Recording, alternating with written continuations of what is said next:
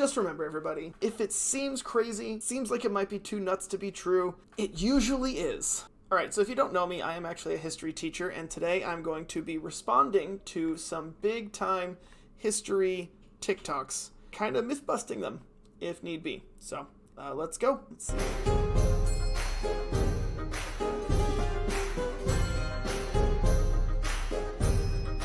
Okay, so we can't know if that's what it looked like for sure. There are some people who think it was even a dome and fully encased. We'll never really know for sure, but I mean, it's pretty good so far.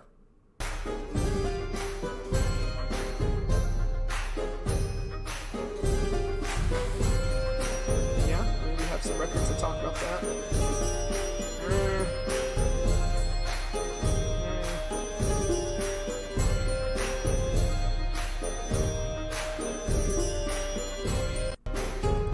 Okay, so yeah, we're off to a pretty good start. I'm not too sure about the Colossus of Rhodes, just because even by modern standards, that would be a very difficult feat to achieve. But overall, I think that was a pretty solid one. Kinky facts from history. Oh, goodness. Kinky facts from across history. In the ancient world, it wasn't shameful to be gay. It was only shameful to be a bottom. Receiving was associated with femininity and thus degrading for a man to do. You could practice queer relations as long as you came out on top. If you wanted a divorce... Okay. Alright. So, the problem with this is that we are putting modern day vocabulary onto ancient civilizations, and we're putting modern day ideas onto ancient civilizations. And so while it is true that there was significantly less stigma, specifically in ancient Rome and parts of ancient Greece, to have homosexual relations, especially in public places like bathhouses, or if you were in Sparta, it was part of your military training, which was really terrible. But at the same time, you have to remember that the purpose of sexual relations is procreation. Ultimately, when it boils down to it, biologically speaking, the purpose of sexual relations is procreation, is the ability to create and further the... And so almost every culture out there has had some sort of stigma against homosexuality. Ancient Rome was no different. Ancient Greece was no different. While it was probably more accepted, these were people who still probably would identify today not as gay, but probably more as bisexual, or rather straight, and they just had flings here and there. These were all people who probably had wives because that was the proper thing to do. I don't think ancient Rome straight up legalized gay marriage, which is kind of what this would be hinting at to a degree. What we're looking at here is a creator who is building on some truth, right? There is some truth to this, that in ancient Rome, ancient Greece, it was very much okay to have homosexual relations, but then taking that and making a blanket statement about all ancient cultures, or even about all of ancient Rome, which shouldn't be done. Should not be done. Okay, if you wanted a divorce in 16th century France. Divorce in 16th century France, you could charge your husband with injurious non-consummation, meaning he couldn't perform in bed. The husband would then have to perform in front of the court to prove his wife wrong. Okay, so here's the problem with this one. I have heard similar things, but I've never fact-checked it. So this would be a great time to learn how to fact-check things that you see on the internet. So let's go back. She calls it injurious non-consummation. Let's just Google it.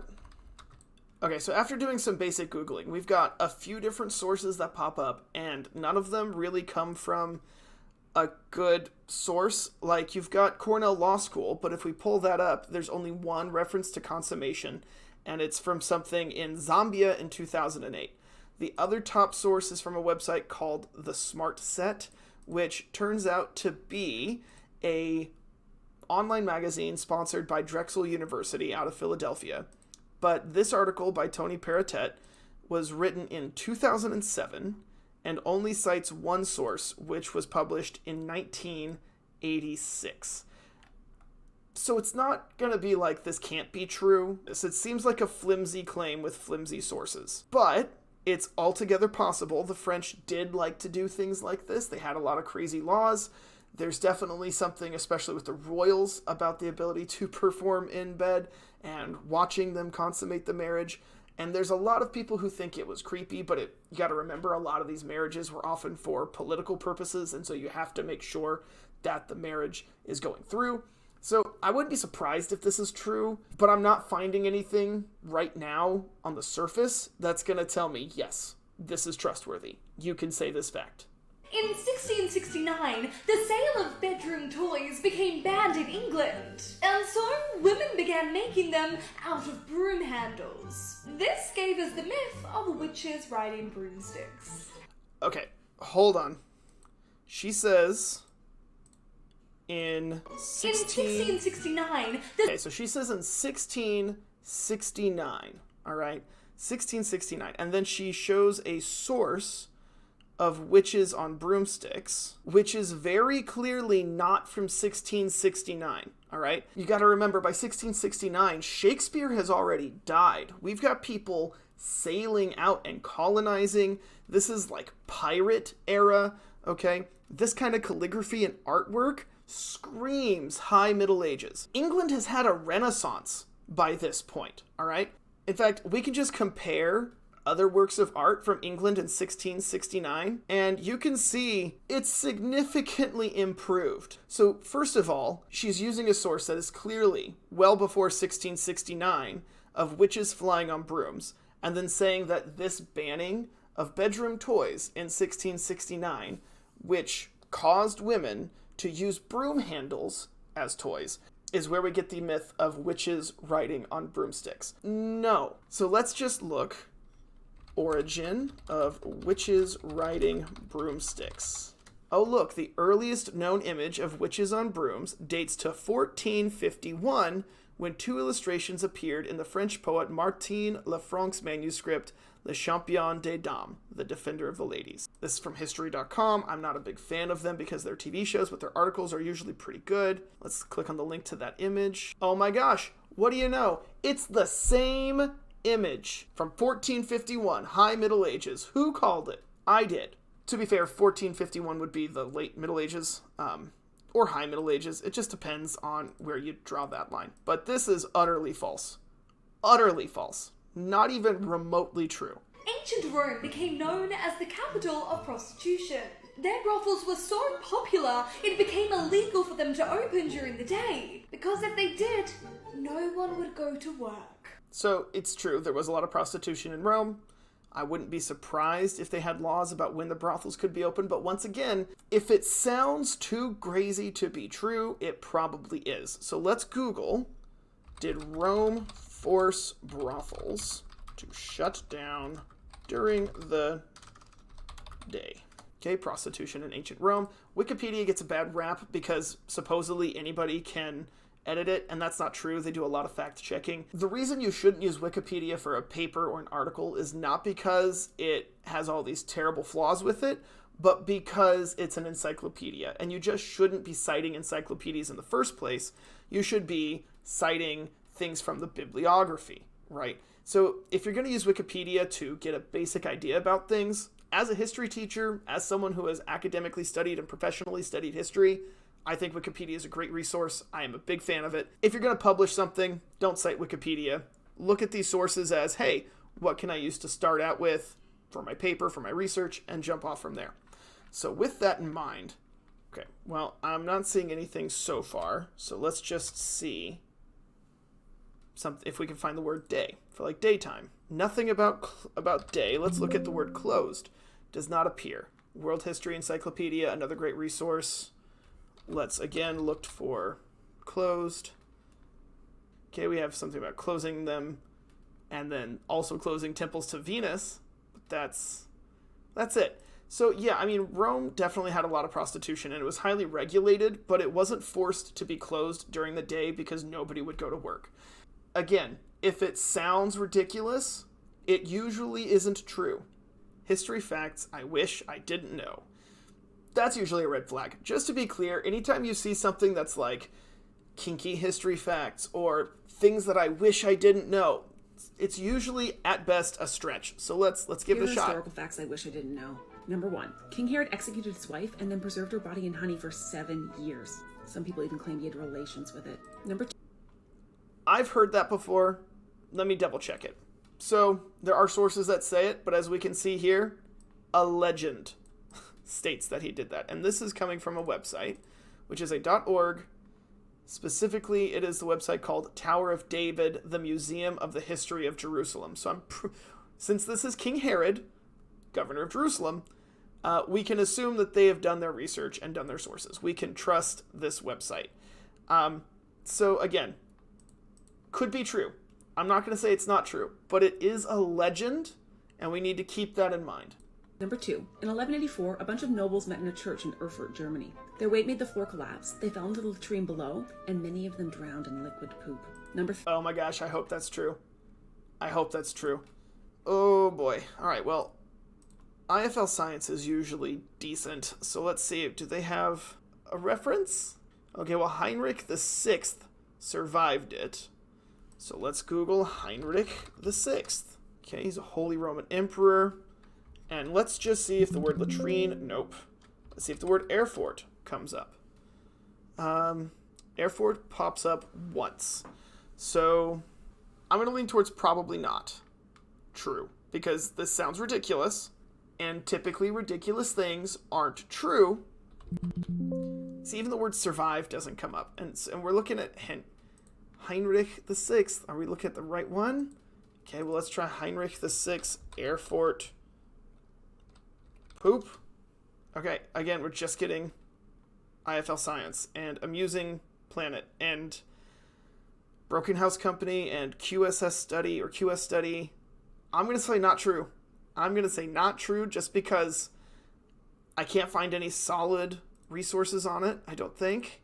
And the links are taking us to other not very trustworthy sources, right? Like Wayback Machine, the Fort Weekly. Okay, let's just look up Erfurter Latrinensturz, because maybe that'll come up with something. Okay, now that we've found finally a term that we can use to Google it, here's the problem with this page, right? We only have 7 references, which, again, that's honestly 7 more than I thought. But one of them is just this article that we used to find the term to get here.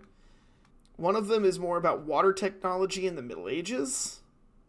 I mean, it does come up in several German sources, it says. So I'm not going to say it didn't happen, but it looks like it's shaky. Oh, Rasputin. Okay.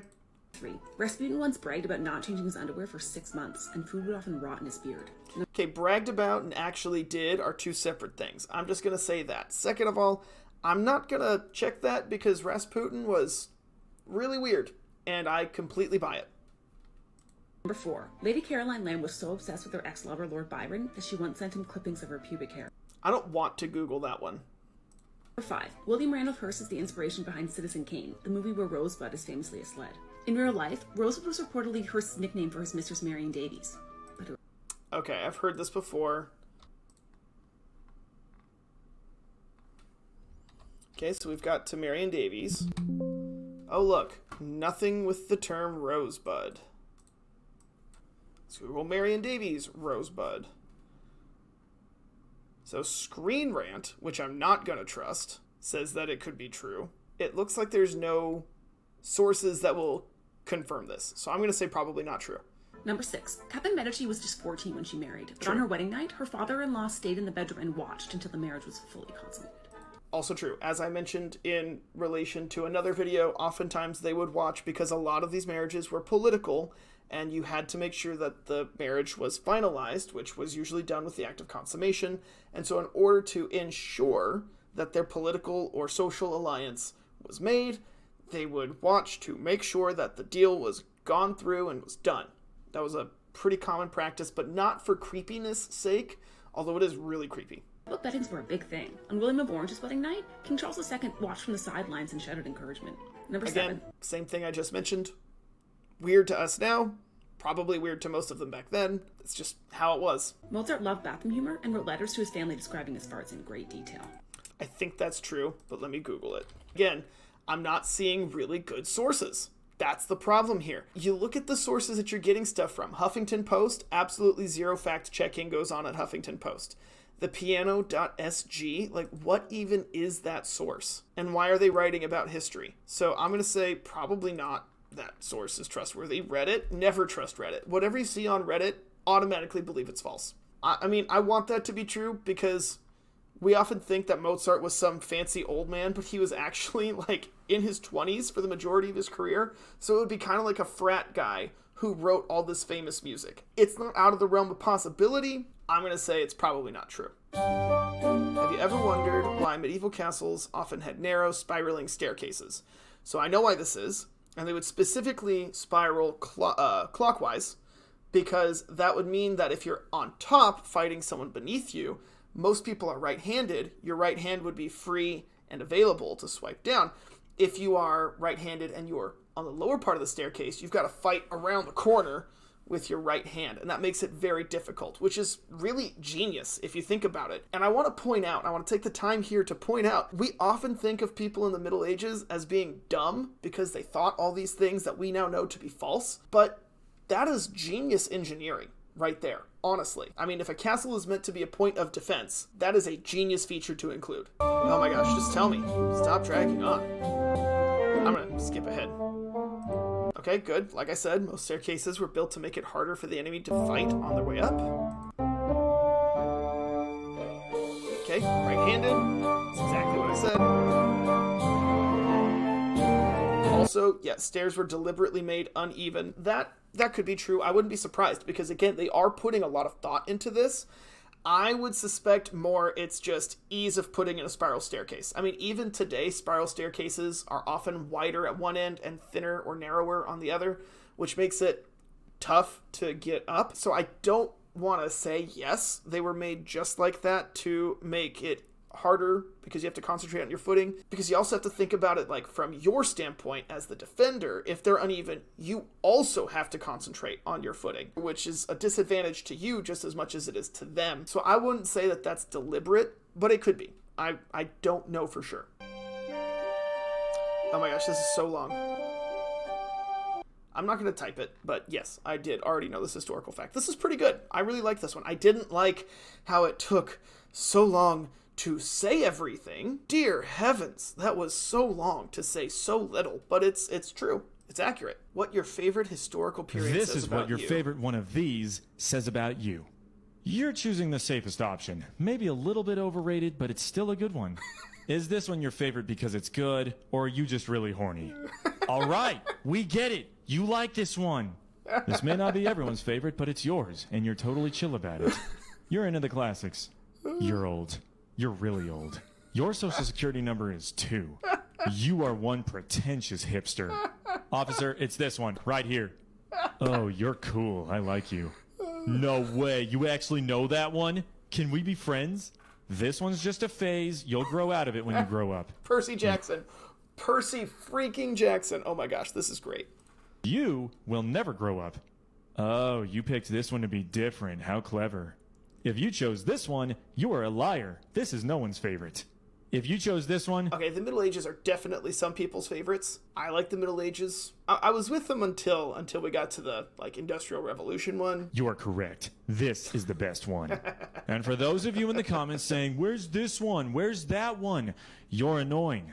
That's true. All right, that is true. Prehistory is actually really fascinating. It's amazing to see what kind of things they came up with to try and get around their problems that for us, we take for granted. Like, I don't know, how do you till a field to plant something? Or even, how do you grow food without having to constantly go search for it somewhere and remember where all the good berry bushes are? It's fascinating. All right, so we've got proof that giant people existed. And first of all, this is Aslan Pahari, who is hit and miss. Some of his stuff has been spot on, and I love it. Some of it hasn't been remotely true. So let's take a look.